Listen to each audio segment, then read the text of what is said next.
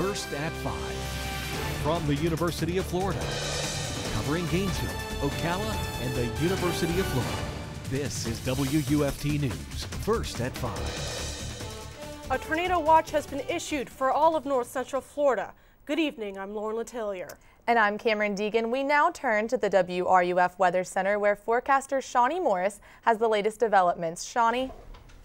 Yes, thank you. We are going to be watching this warm front as it continues to lift northward. It is sparking some potentially severe storms, especially in Union and Baker County. We're watching this. It's starting to bow out, and when that happens, that normally means that it's associated with some stronger winds.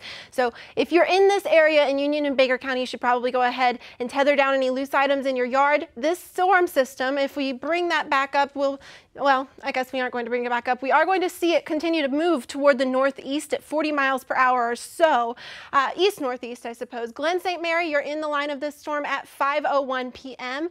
Steckert at 5:04 p.m. McClenny, 5:05 p.m. Bessett, 5:05 also, and 5:06 in Helleborn. So we are going to continue to watch that system as well, but we are going to move down over into Gilchrist and Levy counties as this continues to push northeastward. Oh, and let's go back to you, and we'll get back to the weather in just a few minutes. Thanks, Shawnee. A woman was attacked in her Gainesville apartment complex over the weekend. The woman was able to escape her attacker, but he is still on the loose.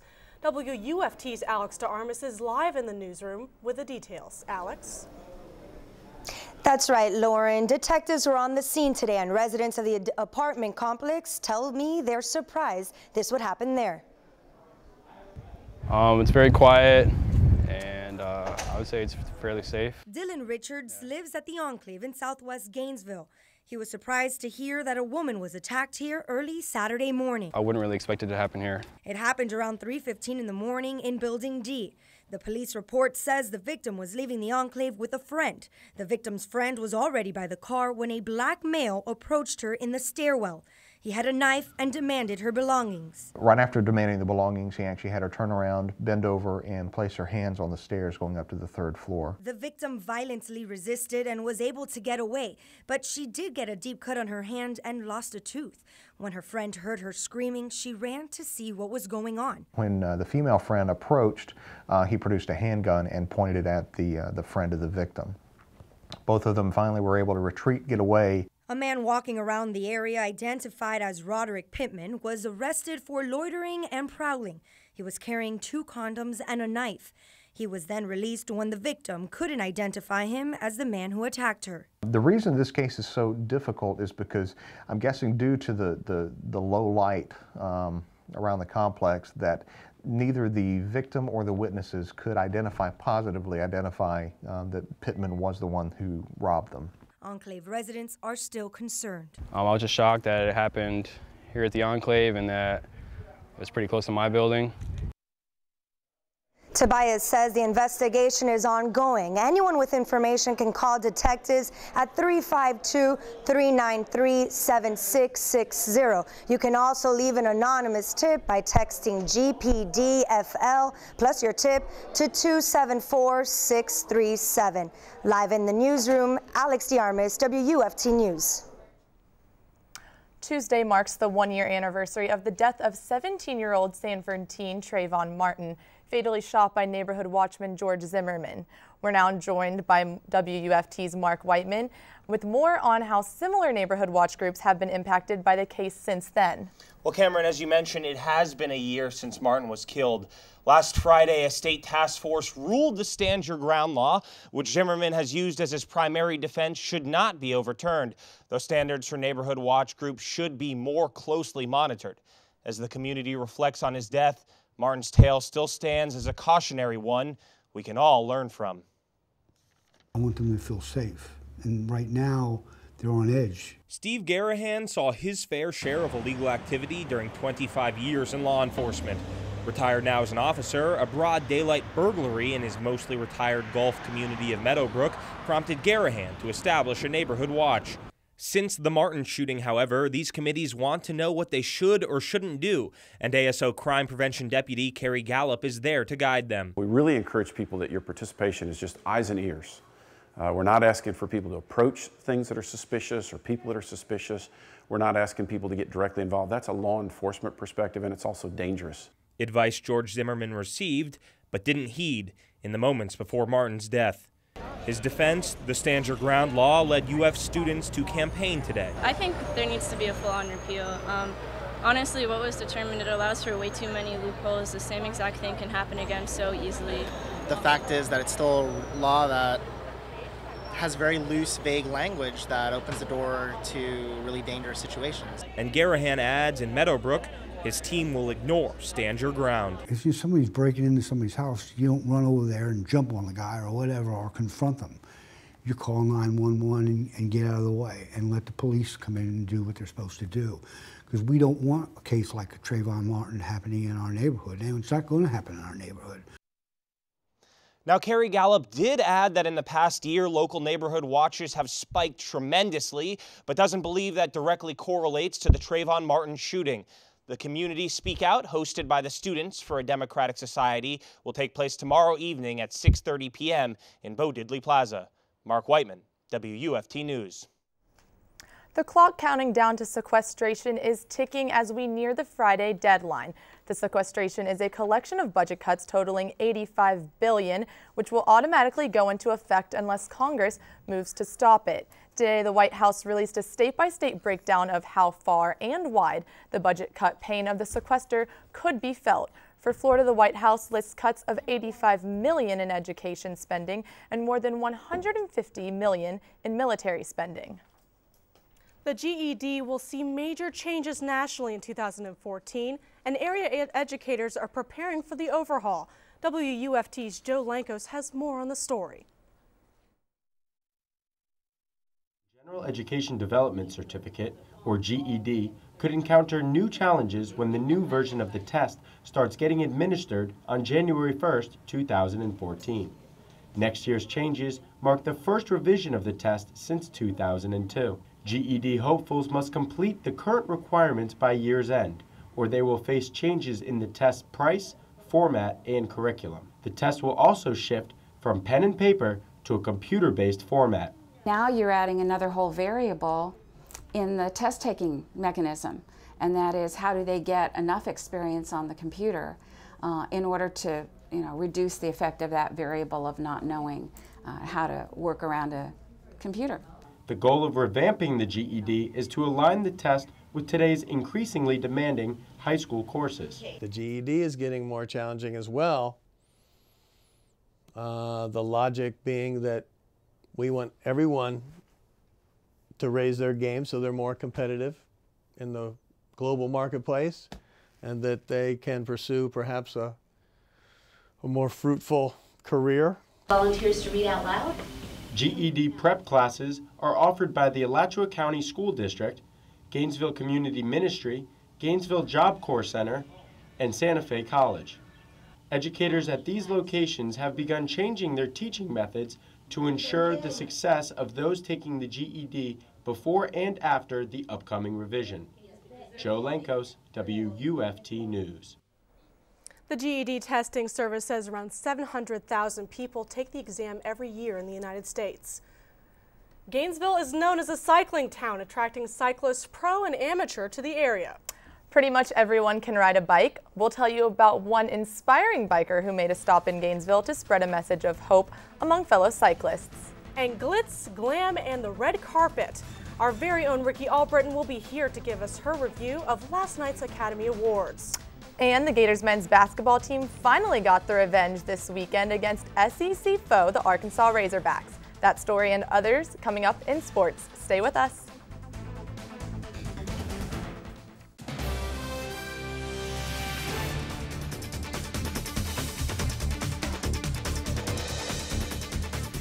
Gainesville is home to plenty of cycling enthusiasts, but someone new came through town this weekend, raising awareness and bringing hope to others. WUFT's Emily Burris tells us the story of how one man turned tragedy into an inspiring journey.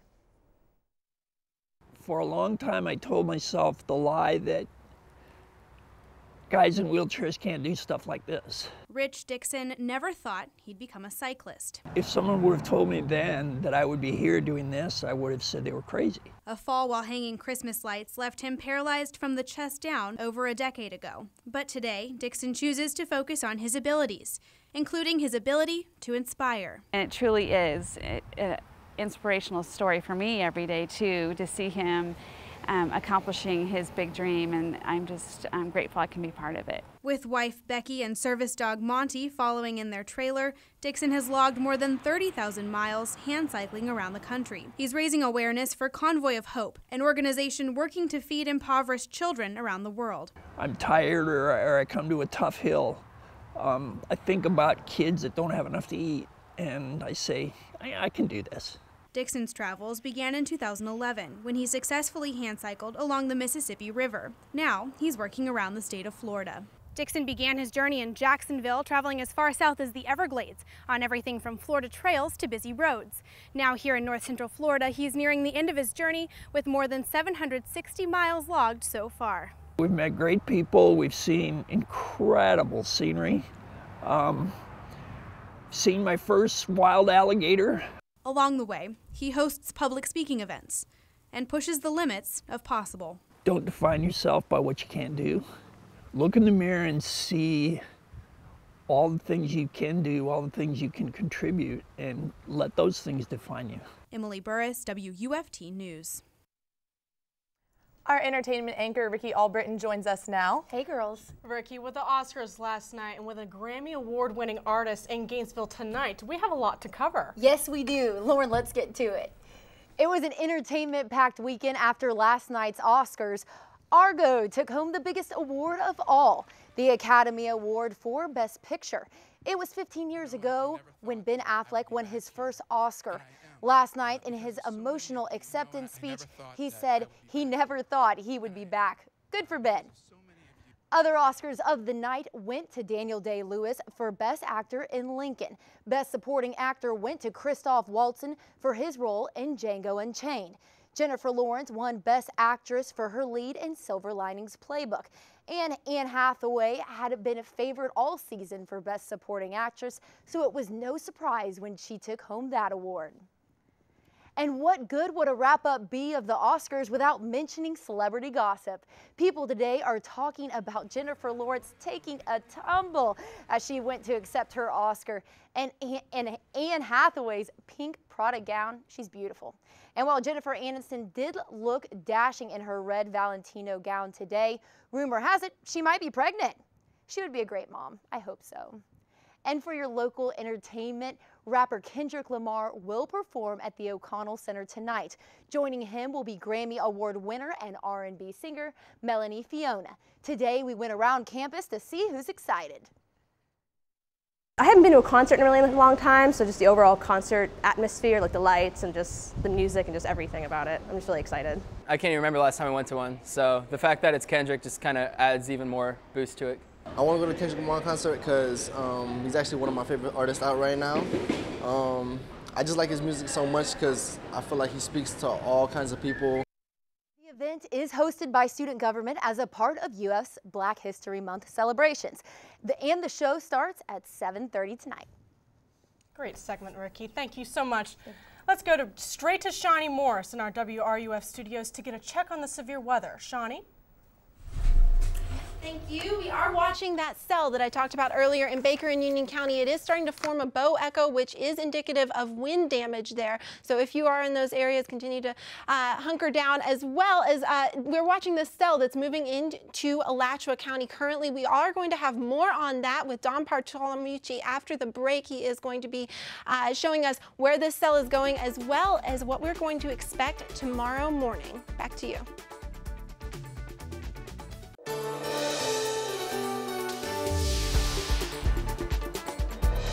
Welcome back. We are tracking those storms for you in Baker and Union County across all of north central Florida as well. I'm UF forecaster Shawnee Morris, followed by Don Bartolomucci in just a few minutes. We're watching this cell currently in Baker and Union County starting to bow out, which normally means that there will be some wind damage associated with this cell. Otherwise, we are watching another line of storms moving into Alachua County currently. We are going to continue monitoring that for any severe weather possible. All of this is because we are under a tornado watch associated with a warm front. Let's go ahead and take a look at what a tornado watch means for us here in Gainesville and surrounding areas. Tonight until 8 p.m., low risk of isolated tornadoes along the warm front, minor wind damage, gusts from 40 to 60 miles per hour, and minor damage in hail as well, up to a 1/4 inch in size. So all of this is associated with the warm front. Like I was saying, we've got these storms starting to form south of the warm front, just north of Cedar Key. Those are going to continue to push inland, and we are going to see those strengthen as they merge with some convection as well as some instability, and we could be seeing some stronger storms move into the I-75 corridor. Here is the general area of where those threats are going to be mainly located. Tornado threat, like I said, low risk for tornadoes, wind damage, and hail. However, the greatest chance for those will be in areas just south of Gainesville and Ocala, Cedar Key as well. Let's take it to Don Bartolomucci, which will show us the second round of severe weather and when that will get here. Thanks, Shawnee. I know we got a lot of information on those cells that are moving into our area right now, but later on this evening, this cold front is going to move up to our north. You can see around 12 a.m. tonight, it's going to be pretty much out of our area, and all those showers that we've been seeing are going to be pretty much gone. And our next chance for that severe weather that we've been talking about is going to be showing up tomorrow, but around 6 a.m., we'll see those showers right around Tallahassee, stretching into the Gulf of Mexico. We can't rule out a possible spotty shower for us in Gainesville and north central Florida for the most part, but as this squall line does move ashore, you can see possible damaging winds for us, and we can't rule out an isolated tornado, but we will keep you updated here on WRUF Channel 6 Mornings Live, starting at 7 o'clock, and we will continue to track this as it moves all the way through our area and out of the area off the coast of Florida. And after this moves through, you can see cool and dry for us for the rest of the day, and we may even see some sunshine for us here in north central Florida after that. Here's my WRUF 6-day outlook. Tomorrow, like I mentioned, strong storms in the morning, mostly from around 10 a.m. to moving out by around 1, maybe 2 o'clock. And then Wednesday will be staying dry. Thursday is dry as well and starting to cool off. You see a cooling trend starting here. Wednesday and Thursday should be pretty beautiful, a little bit cooler, but then we're going to continue to cool off. 61 on Friday, and Saturday and Sunday, 57 and 55 degrees. Unbelievably cooler temperatures, and check this out for the lows on Saturday and Sunday, 33 and 28. Not the greatest temperatures we'd like to see for the start of spring break. Back to you. Thanks, Shawnee and Don. Last season, the Gator baseball team advanced all the way to the College World Series. But Florida has opened this season on a less than stellar note, losing 5 of its first 8 games. Our sports anchor Robert Lopez will join us with more of that and Gator sports. Stay with us.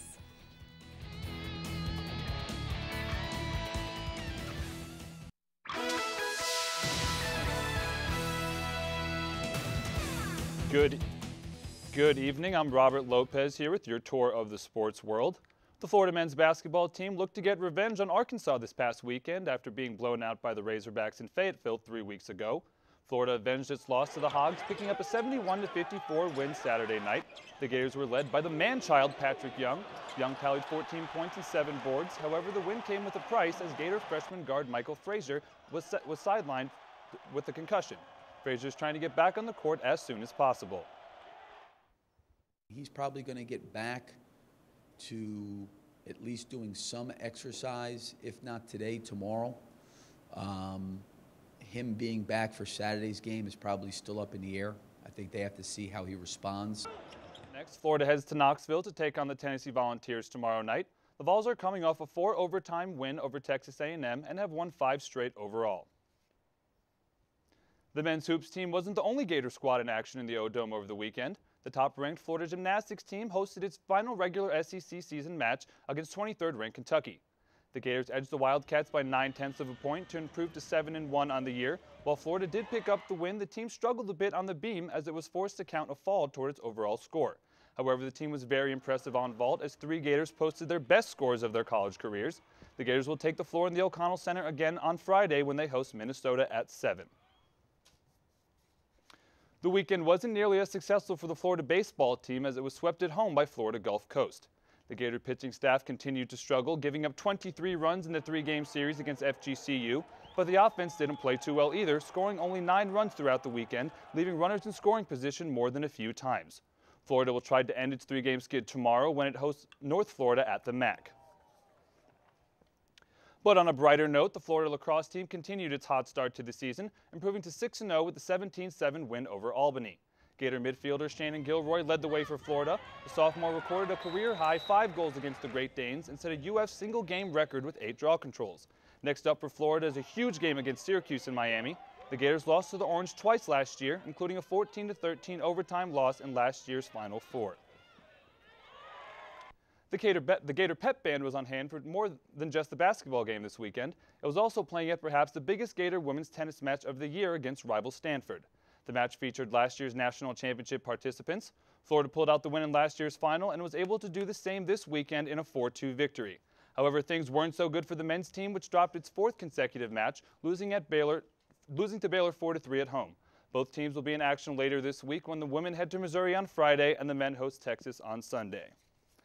And some football news, guys. Sharif Floyd was at the NFL Combine, former Gator defensive lineman. He ran the 40-yard dash in 4.87 seconds. Can you guys even imagine running that fast? No, not really. That's an incredible feat. And he's kind of a bigger guy, too, but it's really good to see him doing well in his aspirations. Yeah, his draft stock went way up. That's fantastic. Definitely another Gator to be proud of. And we'll have more news after the break. Stay with us. Count on the NewsHour this week to separate fact from fiction with a sequester. Tonight's PBS NewsHour is coming up at 7 o'clock right here on Florida's 5, WUFT-TV, and it will simulcast on WUFT-FM. Students and faculty at Idlewild Elementary School are enjoying new renovations today. Project Makeover chooses a school each year in Alachua County to renovate. More than 1,300 University of Florida students spent the weekend working at the school. They painted, put in a new playground, and planted a butterfly garden to create a more dynamic learning environment. So I think Project Makeover just shows how you can take a community of so many different people from so many different backgrounds and talents and really make a huge difference over the span of one weekend. Students raise money all year through local businesses and other fundraisers. Project Makeover raised more than $7,000 for the project. There has been a severe thunderstorm warning issued. Let's turn now to Shawnee Morris for the latest. All right, we do have a severe thunderstorm warning.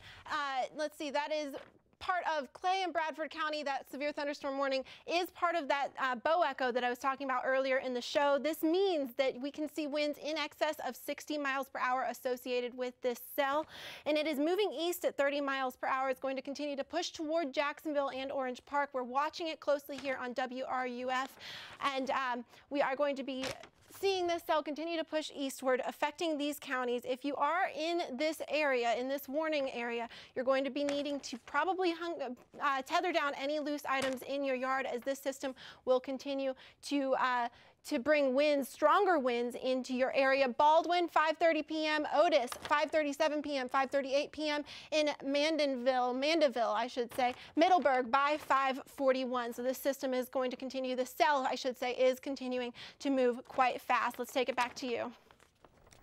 Thanks, Shawnee, and thank you at home for watching WUFT News First at 5, a production of the University of Florida's College of Journalism and Communications. Our news team will bring you another local newscast tomorrow at 5 here on Florida's 5 WUFT-TV. And don't forget to tune into WRUF-TV for the latest on the severe weather. Have a wonderful evening.